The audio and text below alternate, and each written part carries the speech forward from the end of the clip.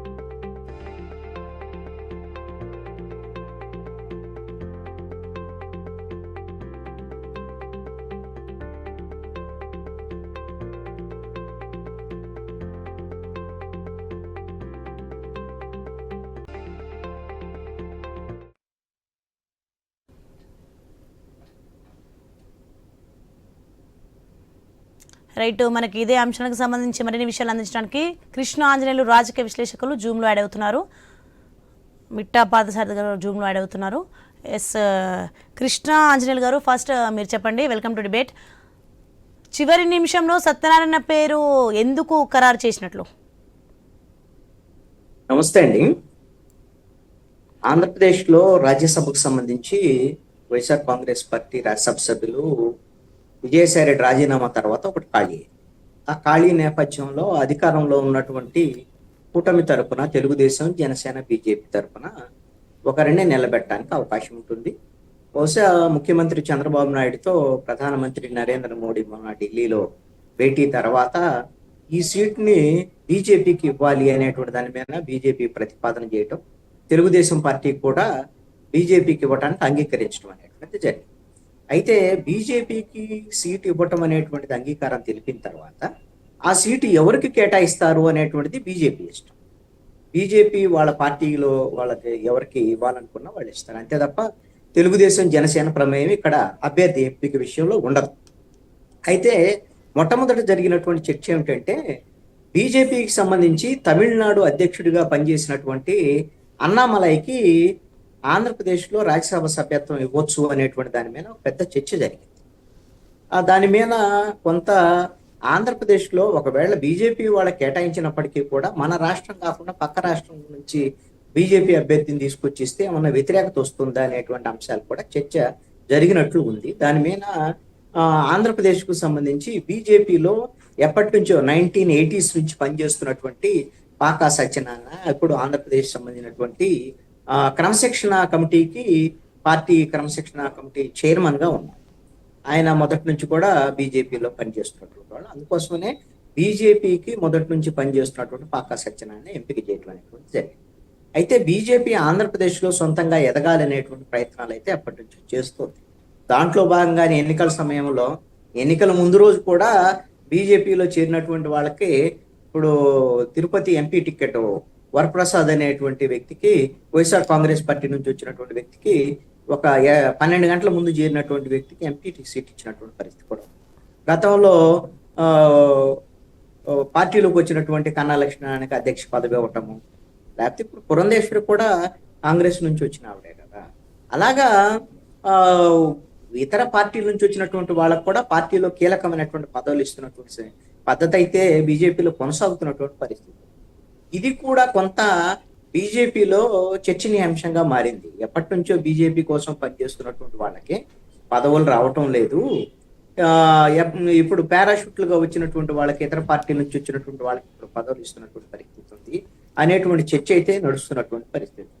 ఈ విమర్శ నేపథ్యంలోనే బహుశా ఇప్పుడు రాజ్యసభ సభ్యుడిగా పాకా సత్యనారాయణ ఎంపిక చేశారని చెప్పేసి నేను అనుకుంటున్నాను. ఇది మంచి నిర్ణయం కూడా. బీజేపీకి సంబంధించి ఆంధ్రప్రదేశ్లో ఇప్పుడు తెలుగుదేశం జనసేనతో పొత్తులో ఉన్నప్పటికీ కూడా సొంతంగా ఎదగాలని బీజేపీ కోరుకుంటుంది. ఎప్పుడు తోక పార్టీగా ఉంటే అది ఎదగటానికి అవకాశాలు తక్కువ ఉంటాయి కదా. ఇప్పుడు 99లో తెలుగుదేశము బీజేపీ కలిసి అధికారంలోకి వచ్చాయి. 2004 వచ్చేసరికల్లా ఇద్దరు కలిసి ఓడిపోయినటువంటి పరిస్థితి, మళ్ళీ విడిపోయారు. తర్వాత 2014లో మళ్ళీ జనసేన మద్దతుతో తెలుగుదేశము బీజేపీ అధికారంలోకి వచ్చినటువంటి పరిస్థితి. మళ్ళీ 2018 వచ్చేసరికల్లా తెలుగుదేశంతో బీజేపీ విడిపోయినటువంటి పరిస్థితి.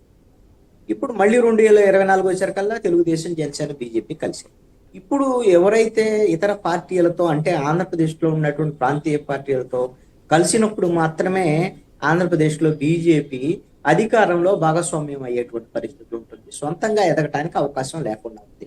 అందుకోసమనే ఈ దఫ 2029 వచ్చేసరికల్లా జనసేనతో కలిసి బీజేపీ ఒక బలమైనటువంటి శక్తిగా ఎదగాలనేటువంటి ప్రయత్నాలు చేప కింద నీరులా చేస్తున్నట్టుగా కనపడుతుంది. దాంట్లో భాగంగానే పవన్ కళ్యాణ్ని ఒక సనాతన ధర్మాన్ని కాపాడేటువంటి సనాతనిగా ఆయనకు ఒక రోడ్ మ్యాప్ ఇచ్చేసి ఎజెండా ఇచ్చేసి తిరుపతిలో వారాహి డిక్లరేషన్ తీసుకురావటము, ఆ తర్వాత దక్షిణాది రాష్ట్రాలన్నింటిలో కూడా పవన్ కళ్యాణ్ని ఈ సనాతన ధర్మకర్తగా గుళ్ళన్నింటికి తిప్పటము, ఇవన్నీ కూడా బీజేపీ ఎజెండాలో భాగమే.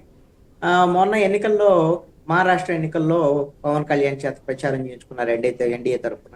ఎందుకంటే ఎన్డీఏలో ఆయన భాగస్వామ్యే కాబట్టి ఆయన ప్రచారం చేసిన చోట ఎన్డీఏ అభ్యర్థులు గెలిచినటువంటి పరిస్థితి. కృష్ణాంజన్ గారు ఒక్క నిమిషం లైన్ లో నుండి మనతో పాటు మిట్టి పార్థసారథి గారు బీజేపీ మాజీ ఎమ్మెల్యే మనకి కనెక్ట్ అవుతారు. పార్థసారథి గారు నమస్తే అండి.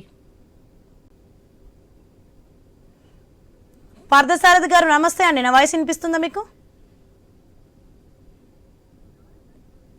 మీ ఆడియో మ్యూట్లో ఉంది, కొంచెం తీయండి. Okay okay okay right. Next మనం కృష్ణాంజనేయులు గారిని తీసుకుందాం. కృష్ణాంజనేయులు గారు, మీరు చెప్పండి, పాక సత్యనారాయణ ఎంపిక వెనుక బీజేపీ వ్యూహం ఏముందంటారు? ఒక సందేశం ఇవ్వాలని బీజేపీ భావిస్తున్నట్లుగా ఉంది.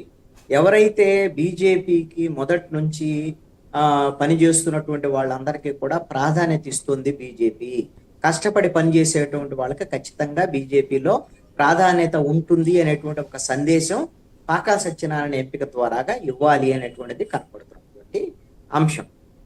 దీంతో పాకా సత్యనారాయణ ఇప్పుడు ఎలాగో ఈ రోజున నామినేషన్ వేస్తారు, నామినేషన్ వేసిన తర్వాత ఆటోమేటిక్ ఒక్కళ్ళే నామినేషన్ వేస్తారు కాబట్టి అవకాశం ఉండవచ్చు. కాబట్టి కష్టపడి పనిచేసినటువంటి పాకా సత్యనారాయణ రాజ్యసభ సభ్యుడిగా పంపించడంతో పార్టీలో ఎవరైనా సరే క్రియాశీలకంగా పనిచేసేటువంటి వాళ్ళకి ఎప్పటికైనా మనకు భవిష్యత్తు ఉంటుంది అనేటువంటి ఒక ఆశాభావం అనేటువంటిది వాళ్ళలో రేకెత్తడించడానికి ఇది ఉపయోగపడేటువంటి అంశంగా ఉంటుంది అని చెప్పేసి నేను అనుకుంటున్నా. బీజేపీ వ్యూహాత్మకంగా ఖచ్చితమైనటువంటి నిర్ణయమే తీసుకుంది, మంచి నిర్ణయం తీసుకుందామని కూడా నేను భావిస్తున్నాను. నెక్స్ట్, మొదట అన్నామలై పేరు వచ్చినప్పటికీ చివరి నిమిషంలో ఎందుకు మార్చినట్లు? ఇప్పుడు అన్నామలై అనేటువంటిది ఆయన కూడా బీజేపీ నాయకుడే. ఇప్పుడు రాజ్యసభకు సంబంధించినటువంటి వ్యవహారం అంటే పక్క రాష్ట్రాలకు సంబంధించినటువంటి వాళ్ళను కూడా మనం ఎంపిక చేసుకోవడం అనేది గతంలో కూడా ఉంది. గతంలో వైఎస్ఆర్ కాంగ్రెస్ పార్టీ ఉన్నప్పుడు ఆ అనేక మంది పక్క రాష్ట్రాలకు సంబంధించినటువంటి వాళ్ళని రిలయన్స్ కు సంబంధించినటువంటి వాళ్ళ ప్రతిపాదన మేరకు ఎంపిక చేసినటువంటి పరిస్థితి ఉంది. అదే విధంగా కేంద్ర ఆర్థిక శాఖ మంత్రి ఆ తమిళనాడు నుంచి మనం ఇక్కడ తీసుకొచ్చి ఇక్కడ బీజేపీ తరఫున రాజ్యసభ ఇచ్చినటువంటి పరిస్థితులు ఉన్నాయి. గతంలో సురేష్ ప్రభు బహుశా రైల్వే మినిస్టర్ అనుకోండి. మనం ఆంధ్రప్రదేశ్ వరకు కూడా మహారాష్ట్ర మనం ఎంపిక చేసినటువంటి పరిస్థితి తప్పేం కాదు, ఇదేమీ తప్పు కాదు.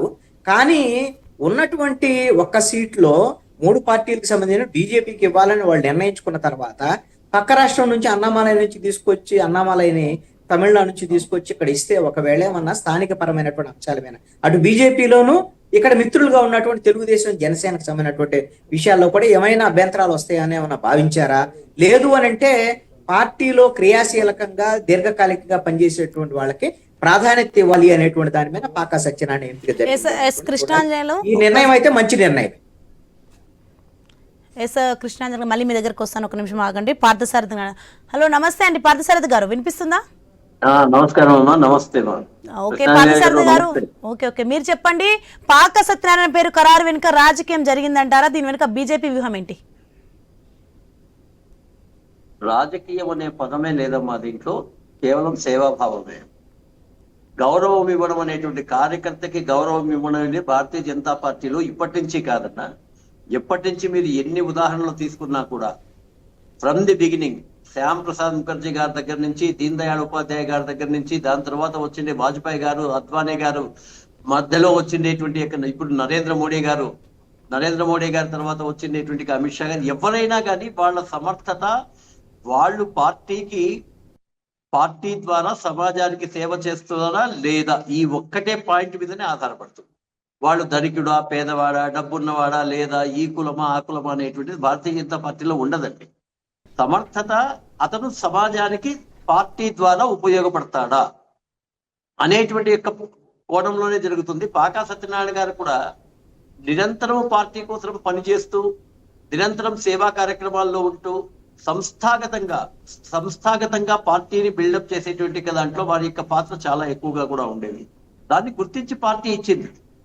నేను ఎప్పుడు ఉదాహరణ నేను చెప్తుంటా, మాకు నేను కదిరి కాన్స్టిట్యున్సీలో ఉన్నప్పుడు 24 సీట్లలో రాయలసీమలో 2 సీట్లు ఇస్తే దాంట్లో నాకు 1 సీట్ ఇచ్చారు. మా కమ్యూనిటీ ఓట్లంతా అక్కడ 5,000 6,000 కంటే ఎక్కువ లేవు. అక్కడ కమ్యూనిటీ ఓట్ల గురించి చూడలే, ఎంతకాలం ఇతను పని చేశాడు, నిరంతరం ఆ పని చేసేటువంటి క్వాలిటీని బట్టి ఇక్కడ ఇస్తారు తప్ప మిగతా పార్టీలో ఎలా ఉంటుందంటే వచ్చిండేటువంటి వానికి ఏ కులము, ఆ కులానికి ఎన్ని ఓట్లు ఉన్నాయి, వచ్చినటువంటి వాళ్ళ దగ్గర ఎంత డబ్బు ఉంది, ఆ డబ్బు ఎంత ఖర్చు పెడతాడు, వచ్చిన వాళ్ళు ఎన్ని ఫ్యాక్షన్స్ చేయగలుగుతాడు, ఇట్లాంటి ఆలోచనలు మిగతా పార్టీలో ఉంటుంది. కానీ భారతీయ జనతా పార్టీలో సమాజ సేవ కోసం ఇతను పార్టీ ద్వారా పని చేయగలుగుతాడా లేదా, అలా చేయలేనటువంటి వాళ్ళైతే ఎంత గొప్ప వాళ్ళైనా కూడా పక్కన పెట్టేస్తారు. చెయ్యగలిగినటువంటి వాళ్ళకి ఫస్ట్ ప్రిఫరెన్స్ ఇస్తారనడానికి పాకా సత్యనారాయణ గారి యొక్క ఎన్నిక అనేటువంటిది ఒక గొప్ప ఉదాహరణ. నిజంగా ఇది ఆంధ్రప్రదేశ్ భారతీయ జనతా పార్టీకి దక్కిన గౌరవం. ఇక్కడ పురంధరేశ్వరి గారు వాళ్ళందరూ కూడా కలిసి మన ప్రాంతంలో సమర్థవంతంగా ఈ మధ్యనే పాకా సత్యనారాయణ గారి యొక్క ఆధ్వర్యంలోనే మొత్తం అంతా అనేక రకాలైనటువంటి సంస్థాగత కార్యక్రమాలు కూడా జరిగాయి. అటువంటి వ్యక్తికి ఇవ్వడం అనేది భారతీయ జనతా పార్టీ యొక్క సంస్కృతి, భారతీయ జనతా పార్టీ యొక్క విధానము. ఇంతకుముందే కృష్ణాంజలి గారు కూడా చెప్పినట్లుగా వాస్తవంగా ఇది చాలా మంచి ఆలోచన. ఇది అన్ని రాజకీయ పార్టీలో కూడా కావాలి. పార్థసారథి గారు, ఇప్పుడు చెప్పండి, పాక సత్యనారాయణ వైపే రాష్ట్ర బీజేపీ ఎందుకు మొగ్గు చూపినట్లు, దీన్ని మనం ఏ విధంగా చూడాలంటారు? ఏంది దాంట్లో పాకా సత్యనారాయణ గారు పనిచేసేవారండి, కష్టపడి పనిచేసేవారు. పార్టీ కోసం నిరంతరం అంతా కూడా ఏ సిద్ధాంతానికి సంబంధించి గ్రౌండ్ నెట్వర్క్ లో ఏం చేయాలనేటువంటి దాంట్లో ఆయన యొక్క పాత్ర చాలా బాగా ఉంది కాబట్టి ఆయనకి ఇచ్చారంతే. దీంట్లో ఎందుకు మొగ్గు చూపారు అనేటువంటి దానికి సింపుల్, ఆయన నిరంతరం పార్టీ కోసం పనిచేశారు. పార్టీ కష్టాల్లో ఉన్నప్పుడు కానీ అధికారం వచ్చినప్పుడు కానీ ఒకే స్థాయిలో పార్టీ కోసం పనిచేశారు. ఈ మధ్య వారి యొక్క చాలా పెద్ద పెద్ద బాధ్యతలన్నీ తీసుకుని సంస్థాగతంగా వాళ్ళు నిర్వహించారు, సమర్థవంతంగా నిర్వహించారు. వీటన్నిటి కారణంగా ఆయన సెలెక్ట్ అవుతాడు, దాంట్లో అనుమానం ఏముందాం. మరి బీజేపీ సీట్ను తీసుకోవడంలో అంతరం ఏముందంటారు? అంతరం ఏం లేదు, అవకాశం ఉన్న ప్రతి చోట మేము ప్రయత్నం చేస్తాం. ఏ రాజకీయ పార్టీ అయినా ఖచ్చితంగా తీసుకునేదానికి ప్రయత్నం చేస్తాం. ఆ ప్రయత్నంలో భాగం వచ్చింది. వీరైతే రాజ్యసభలో సమర్థవంతంగా మన యొక్క ఆంధ్ర ప్రాంతానికి సంబంధించి సమర్థవంతమైనటువంటి వాదాన్ని అక్కడ వినిపించగలుగుతారనేటువంటి నమ్మకం పార్టీకి ఉంది. అక్కడ నిరంతరం ఇక్కడ ఎట్లా పనిచేస్తున్నారో నిరంతరం అట్లా కేంద్రంలో ఉండి సత్సంబంధాలు ఏర్పాటు చేసుకొని అక్కడి నుంచి నిధులు తీసుకొని రావడంలో కానీ అక్కడ ఉండేటువంటి వాళ్ళు, ఎందుకంటే వీరికి అందరికీ బాగా పరిచయాలు ఉన్నాయి, కేంద్ర నాయకులతో బాగా పరిచయాలు ఉన్నాయి. ఆ పరిచయాల్ని ఉపయోగపెట్టుకుని ఇక్కడ పని చెయ్యగలుగుతాడు అనేటువంటి నమ్మకంతోనే ఇది మొత్తం జరిగింది. ఇది రియల్ గా కార్యకర్తకు భారతీయ జనతా పార్టీ ఇచ్చేటువంటి విలువ. వారికి ఏదో పెద్ద పెద్ద ఆస్తులు ఉన్నాయనో, డబ్బులు ఉన్నాయనో, లేకపోతే వాళ్ళ యొక్క ఫ్యాక్షన్ చేయగలుగుతారనో ఇది కాదండి ఇచ్చిండేది. నిరంతరం పార్టీ కోసం పనిచేసేటువంటి కార్యకర్తకి ఇచ్చిండేటువంటి విలువగా బాగా సత్యనారాయణ గారికి, అంతకుముందు వర్మ గారికి కూడా అంతే. ఆయన నిరంతరం పనిచేశారు. వారికి రైట్ అండి, చాలా మంది ఉన్నా కూడా రైట్, థ్యాంక్ యూ అండి కృష్ణ పార్థి గారు. రైట్, థ్యాంక్ యూ అండి.